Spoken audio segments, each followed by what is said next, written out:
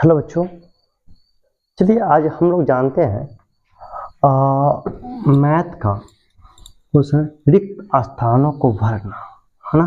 कोई समीकरण दे दे तो रिक्त स्थानों को हम कैसे भरेंगे। जैसे देखते हैं कि 2x + 3y = 6 और एक बॉक्स बना दे, और बॉक्स बनाने के बाद उसमें x y 2 0 5 कुछ इस तरह से लिख दें और बोल ले कि रिक्त स्थानों को भरे। तो इसको हम कैसे बनाएंगे? कुछ इस तरह से आपको कभी कभी क्वेश्चन देखने को मिलता है, बच्चे लोग को खास करके देखने को मिलता है कि 2x + 3y = 6, है ना।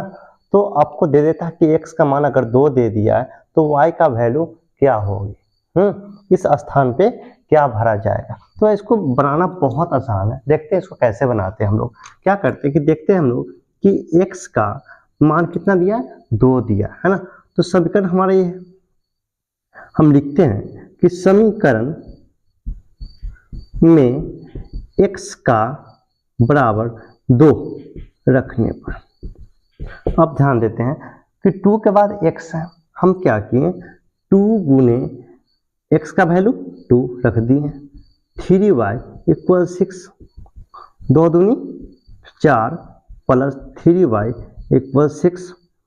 जब ये चीज कोई संख्या बराबर के उस पर जाता है या इस पर आता है तो उसके चिन्ह बदल जाते हैं। अब ये प्लस में है तो 3x = 6 - 4 बराबर 3x बराबर कितना 2, इसलिए x बराबर 2/3। जो x के साथ होगा वह संख्या हमेशा क्या होता है, बराबर किस पर आता है तो बटा में आ जाता है, ठीक है, वह हर के रूप में आ जाता है। बन गया। हमने x का मान यहाँ पे क्या रखना है 2/3 भर देना है। चलिए इसमें कोई इशू है नहीं। अब अगला देखते हैं कि y का वैल्यू फिर क्या दे दिया, 0 दे दिया, है ना। एक तो समझ में आ गया कि समीकरण में x बराबर 2 रखें तो जहां पे x था वहां पे हमने 2 रख दिया, 2 दूना 4, 3y = 6। इस 4 को उठाकर इस पर लाए, बराबर के इस पर जैसे ही आया उसका चिन्ह बदल गया, पहले यह प्लस में था अब हो गया माइनस में। तो 6 में से 4 घटा 2 बचा, 3x = 2, तो इसलिए x बराबर 3/2, ठीक है, मान रखती है। अब ऐसे ही आएगा, फिर क्या देगा, आपको दे दिया है कि y का वैल्यू 0 है तो x का वैल्यू निकालिए, x का वैल्यू निकालिए। तो क्या करते हैं ना कि y बराबर अब 0 रख देते हैं, देख लेते हैं।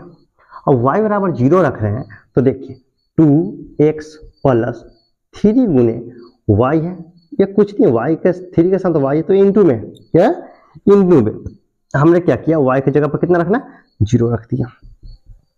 एक चीज पता होना चाहिए सबको, या पता करने कि कोई भी संख्या में अगर 0 से हम गुना करते हैं ना, मल्टीपल करते हैं, वो संख्या 0 हो जाती है। वो संख्या कितना भी बड़ा क्यों ना हो, अगर उसको हम 0 से गुना करेंगे वो संख्या हमेशा 0 हो जाता है, वो अपने जैसा बना लेता है। तो क्या हो गया 2x बराबर 6, क्योंकि 3 में 0 से गुना किए तो 0 हो गया, उसका कोई वैल्यू है नहीं, तो इसलिए x बराबर 6/2 बराबर 3, ठीक है। x बराबर क्या आया, 3 आ गया। तो हम क्या किए, इसको भर दिए। फिर क्या कहा कि आपका x का वैल्यू 5 है, x का वैल्यू 5 है तो आप क्या कीजिए y का वैल्यू निकालिए, फिर क्या करते हैं, हमने x के जगह पर क्या रख दे, x बराबर 5 रख देते हैं। और 5 रखते हैं तो देखिए क्या होता है, 2 गुने 5 + 3y = 6, x के जगह पर रख दिया, मैंने 5 रख दिया, 5 दूनी 10 + 3y = 6, हमने तो 3y = 6 - 10, क्योंकि बराबर किस पर जाएगा तो चिन्ह बदल जाएगा, क्योंकि ये जो संख्या है ना पहले क्या करते हैं, चर को एक तरफ कर लेते हैं और अचर को एक तरफ करते हैं, ठीक है। तो हमने चर वाले को एक तरफ कर दिया और अचर वाले को एक तरफ कर दिया। तो 3y इक्वल 6 में से 10 तो -4, तो इसलिए y बराबर -4/3, -4/3। तो आप क्या करते हैं, ऐसे इस तरह से करके किसी भी समीकरण का हल निकाल सकते हैं, जो भी बॉक्स में हो दे दे कि रिक्त स्थानों को भरे। जैसे देखते हैं, थोड़ा सा एक छोटा सा ले लेते हैं फिर, है ना। जैसे देखते हैं फिर एग्जाम्पल, अगर दे दे ऐसा दे दे 5x + 2y = 6 और रिक्त स्थान फिर ऐसा दे दे, है ना, x y और दे दे 2 और 5 दे दे, ठीक है, दे दिया ऐसा। या फिर इसको माइनस कर देते हैं, ऐसा दे दिया। और फिर देखते हैं, इसको भर कर देखते हैं, रिक्त स्थानों को भरे। फिर क्या लिखना है कि समीकरण में x का मान 2 दिया, समीकरण में x बराबर 2 रखने पर 2 रख के देखते हैं, 5 × 2 - 2y = 6, 5 दूना 10 - 2y = 6, ये इधर आएगा तो आपका माइनस हो जाएगा, -2y 6 - 10 -2y = कितना 4, खत्म, माइनस से माइनस खत्म। तो इसलिए y बराबर 4/2, कितना आया 2 आ गया। x का वैल्यू 2 तो y का वैल्यू भी क्या आया 2 आया हमारा, है ना।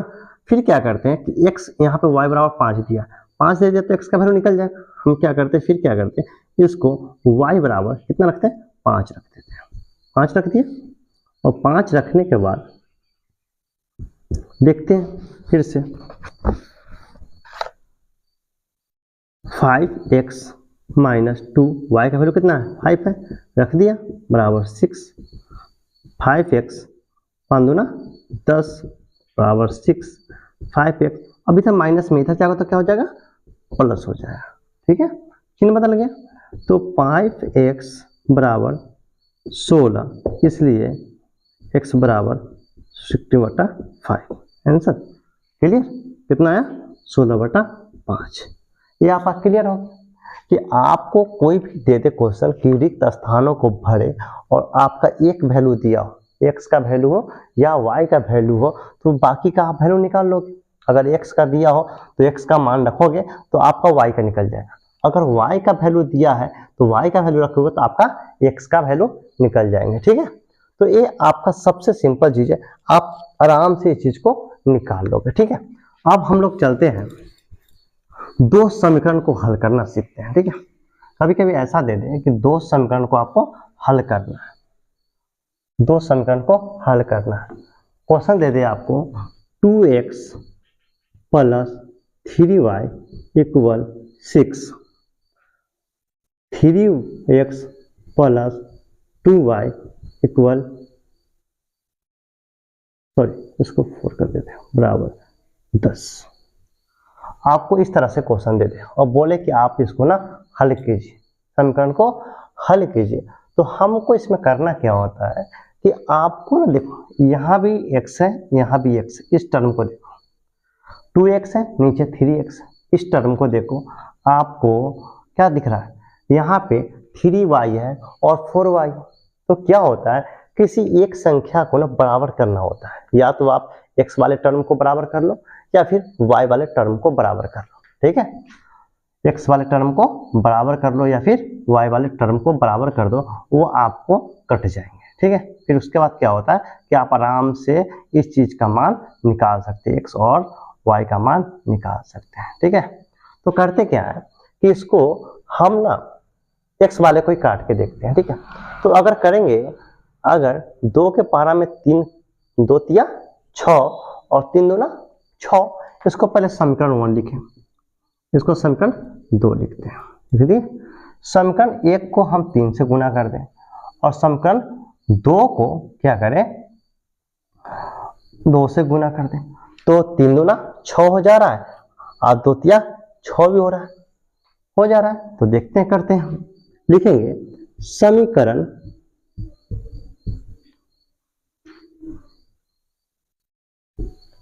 1 गुने 3 घटाओ 2 गुने 2 से। देखो यहाँ पे घटाओ हम इसलिए किए क्योंकि दोनों प्लस में है और दोनों प्लस में तो कटेगा नहीं, ठीक है। तो जब तक एक को माइनस हम नहीं करेंगे उसको काटना मुश्किल है, ठीक है। तो क्या कर दिया, देखिए 2 तिया 6 प्लस 3 तिया 9y 36 18, क्योंकि देखिए जब आप गुणा करते हो किसी समीकरण में किसी भी संख्या से तो वो संख्या आपको हर चीज में करना होगा, ताकि देखिए फिर अगर 3 से हम भाग देते हैं, इसको 3 से हम भाग देंगे तो फिर क्या हो जाएगा, 2 ही हो जाएगा, फिर 3 हो जाएगा, फिर 6 हो जाएगा, है ना। तो हमने सिर्फ 3 से अगर गुना किया तो सबके साथ किया, सबके साथ कर दिए। अगला कह रहा है 3 दूना 6x प्लस 4 दूनी 8y, अब 10 दूना 20, घटाने पर कह रहे हैं तो सबको माइनस करना पड़ेगा कि सब कुछ प्लस में, सबको माइनस में किए काट दिया, बचा कितना y, 10 9y में से y घटा 8y कितना बचा y, और यहाँ कितना बचा -2, क्योंकि ये आपका प्लस में ये आपका माइनस हो चुका है, ठीक है। तो आपका 18 प्लस में और 20 माइनस में, तो -2 बच गया, y का वैल्यू निकल गया, क्लियर।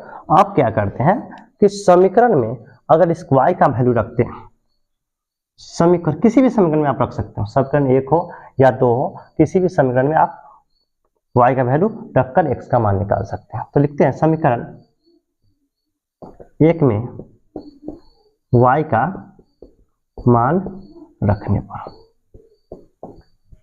ठीक है। चलिए देखते हैं 2x प्लस 3 इंटू -2, क्योंकि y के जगह हमने क्या रख दिया -2 रख दिया, -2 रख दिया बराबर 6। अब देखिए 2x 3 दूना 6 प्लस माइनस -6 बराबर 6, 2x बराबर 6 इधर गया तो फिर प्लस हो गया 6, 2x बराबर 12, तो इसलिए x बराबर 12/2 कितना आया 6, ठीक है। आपका y का वैल्यू भी निकल गया और आपका x का भी वैल्यू निकल गया। तो इस तरह से आपको अगर क्वेश्चन आए, ठीक है, तो इस तरह से आपको हल करना पड़ता है। देखते हैं इसमें एक और 2 बना लेते हैं, पहले इसको समझ लेते हैं। 2x plus 3y